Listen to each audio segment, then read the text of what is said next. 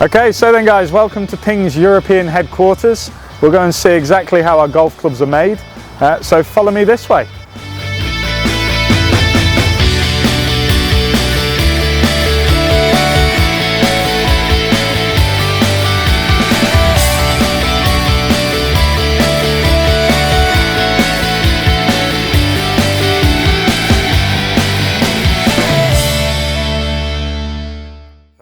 So from here in, we're pretty much, this is the factory going forward. Okay.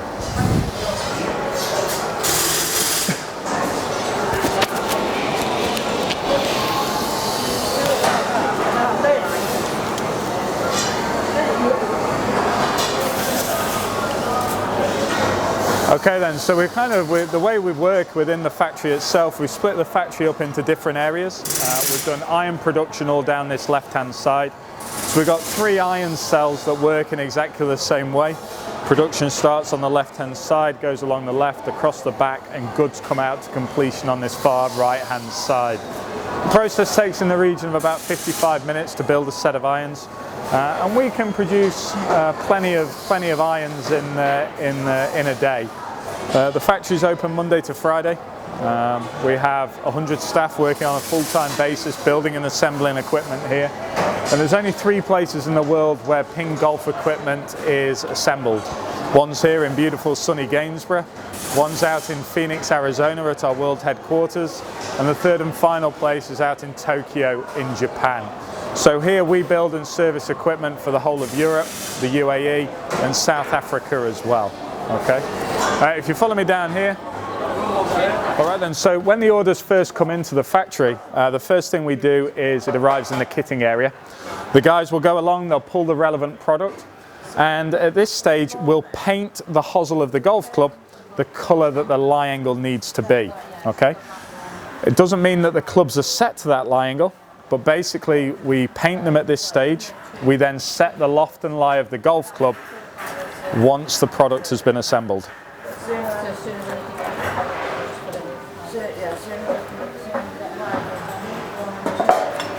So iron production starts, we have the heads, we have the shaft, we go through various different stages around the factory to build the equipment, and let's go and see exactly how we do it. Go on and grab the G's for us. Okay, so the first stage of the process is what we call the knocking in stage. So we use tapered shafts going into a slightly tapered hosel. So even without using the 2-part acrylic glue, it's still a very mechanical fit through the process. We use an air hammer at the back to vibrate the shaft and the head into the correct position. And then we put a little bit of acrylic glue around the tip of the shaft and into the hosel of the golf club in order to make sure the golf shaft stays concentric. Okay. Here we've got a set of the new G's going through. They're going to be fitted with steel shafts, so you get some really good visuals on exactly how the equipment is put together.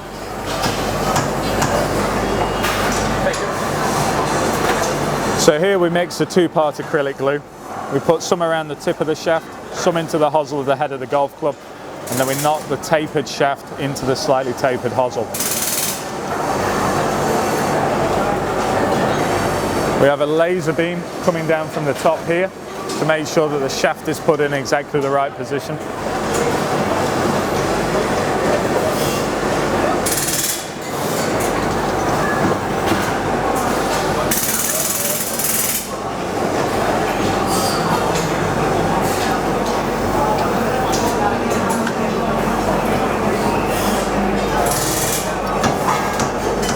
Once the head and shaft have been glued together, the next stage is setting the loft and lie.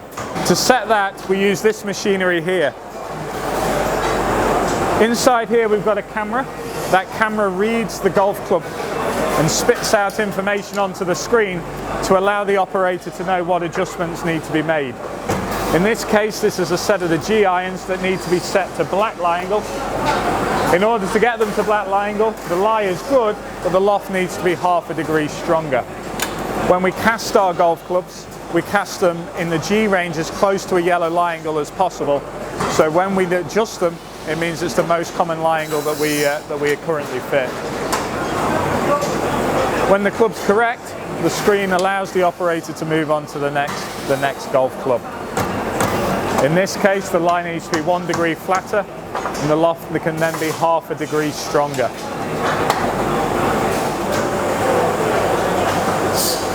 Once the loft and lie has been set, the next stage of the process is cutting the product to the correct length. In Tom's case, standard length, and we use this automated saw you can see here.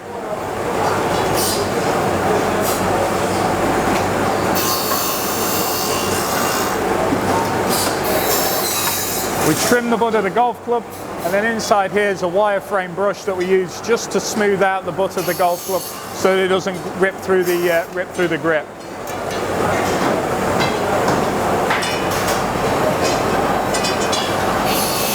Once the club's been cut to the right length, the next stage is putting a unique serial number on. That unique serial number is kept worldwide by Ping, and it gives us all the specifications of the golf club as to the length, the loft, the lie, the shaft, the grip, the amount of tape we put under the grip, the swing weight of the golf club, and that serial number becomes unique to the player who is having those Ping golf clubs. So to do that, we use a pin stamp machine that you can see here. We get the set of golf clubs, we put them into the correct position, and then the pin stamp machine will allocate it its own unique digital number.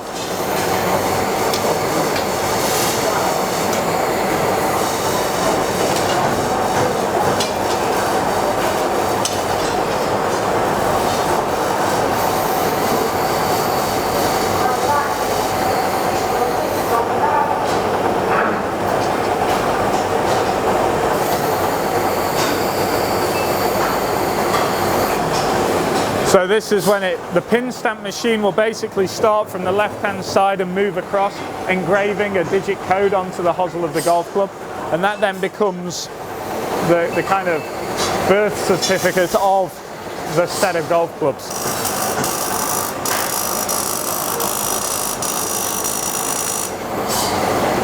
So it tells us things like who built the clubs, what specifications they were built to, where they were shipped to, who bought them. And it's kept on a worldwide database forever and a day. The stage of the process is taping the golf club and putting a grip on there. So to do that, we use a rotating system. Again, the machinery here was built by Ping's founder, Carsten Solheim, and designed by Carsten Solheim. And we find this is a very efficient way to tape our golf equipment. Carsten always believed that if you were to go straight down and round for the grip tape, then you'd almost find or feel a remainder on the back of the golf grip, and you'd feel that under the grip. So by using a rotation, it works very well.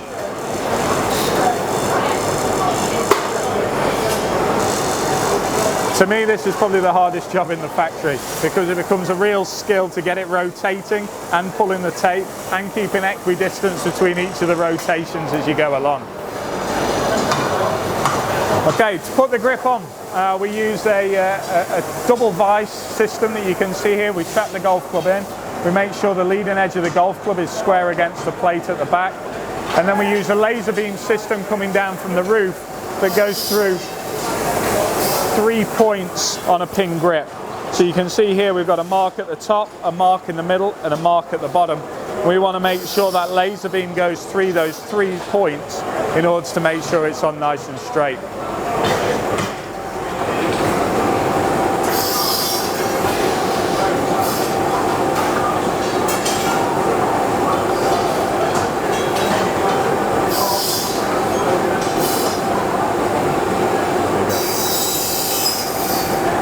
Thanks, mate.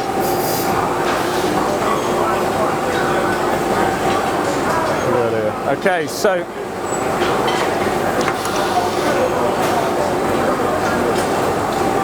now we're at a stage where the golf club's been built to the right length, it's got the right shaft, it's got the correct grip, it's got the correct loft and lie, but what's missing is the swing weighting of the golf club. So we want to make sure that your set of golf clubs weighs the same pretty much throughout the set. We don't want you picking up a 3-iron and it feeling a lot heavier than you would do your pitching wedge. So we want to add that level of continuity through the set. So to do that, we swing weight our golf clubs. So if you follow me over here, got here.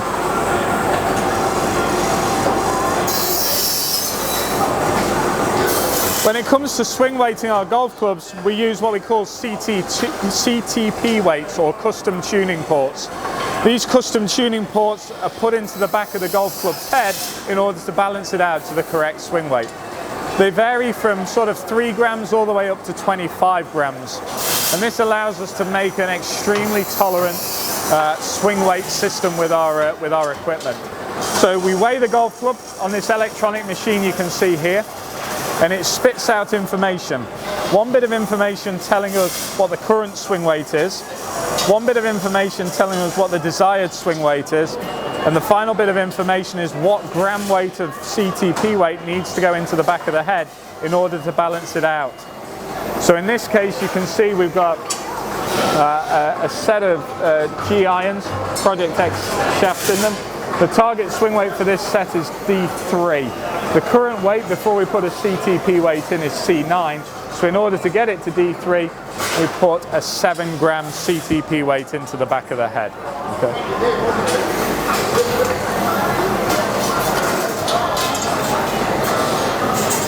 So to secure the CTP weight, we use a computerized system to dispense the right amount of glue. So the amount of glue that goes into the head of a G iron is different to that of an S55, and that's different to that of an I iron. So we use a glue that goes into the back, and then by hand we place the CTP weights in. Once the CTP weights have been secured by hand, we put them into this machine, which starts the curing process of the glue. Okay. So it sends heat around the head of the golf club, and it takes around 6 or 7 seconds in total for the CTP weight to be glued into position. The final stages of the process is quality control. So this is a chance to make sure that the equipment's been built to the correct specifications, to clean the product up, because you see the amount of hands that the product goes through on the way through, to make sure that when somebody gets the clubs out the box, it's exactly as they'd expect it to be. So here we clean down, we check the grips, we check the shafts, we check to make sure there's no damage to the heads, and we prep the product ready to be sent and packaged out. Once the product's been prepped, the final stage of the process is what we call EOP, or end of process. This is a chance to scan the ticket to say that the clubs have been built. We assign the swing weight that they've been assigned to, and then we assign the clubs to a particular barrow, so barrow number 44, and then the shelf number of the product where it's going to sit. This will then produce a shipping document to the team in shipping, and they'll then come along, grab the product, pop it in a box, and get it shipped out through the back door.